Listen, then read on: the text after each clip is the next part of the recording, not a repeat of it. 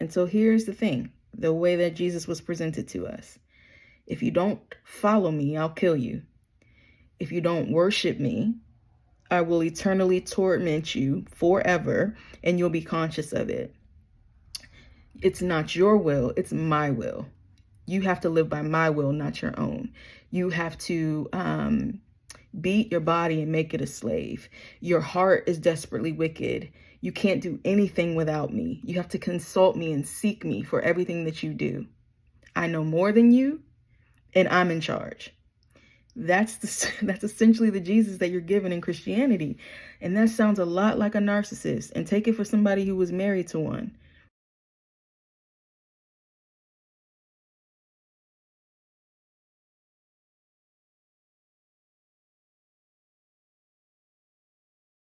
Right? Like, that's narcissism.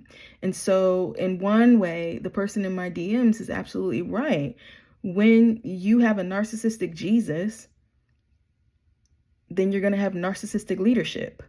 And that's why they keep popping up. And so then the person in my DMs is like, well, how does this not just like implode?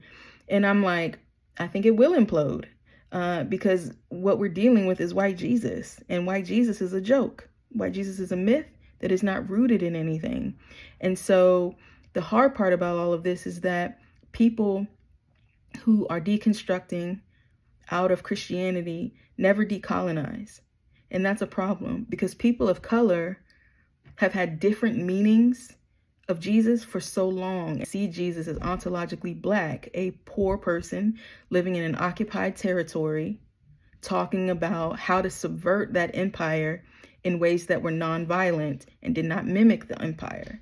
And so even the meaning of the death of Jesus, there are so many other ways to think about it, but we've been taught if we think about it differently, God will kill us. And I'm not saying whether or not you should believe it or not. That doesn't have anything to do with me. I think we get to decide what we will worship and what we won't worship. And I just won't worship a God who's a worse parent than me.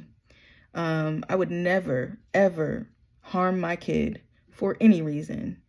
And so to believe that about God is futile to me, especially, again, when the stories that these writers are telling about Jesus have him saying, how much more? If your son asked for bread, would you give him a stone? If he asked for an egg, would you give him a snake? How much more will the Father, the parent in heaven, give to those who ask? And so for me, imagine God torturing me would mean that I need to imagine myself torturing my own kid. And that's just not going to happen. And so I don't worship a God like that. And so then what people do is they say, well, you can't change the gospel and put it into your own terms or whatever like that. That's cool. But then you have to work with the fact that the gospel is in the terms of everyone who communicates it, right? This is the gospel according to Luke. This is the gospel according to Mark. This is the gospel according to John. This is the gospel according to Matthew.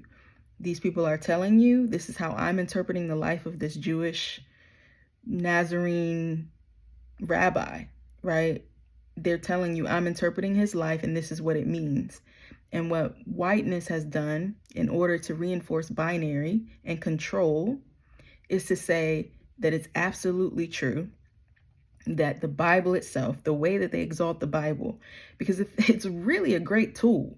Like, it's really a great tool to say that this is the infallible, inspired, inerrant word of God, and not tell people about hermeneutics or epistemology or anything like that, because now whatever you read into the text, I think that's what the infallible, inspired word of God is saying. But we bring ourselves to the text and we read ourselves into the text. So if you're a white man who's in power, you're going to read Jesus differently than a person of color.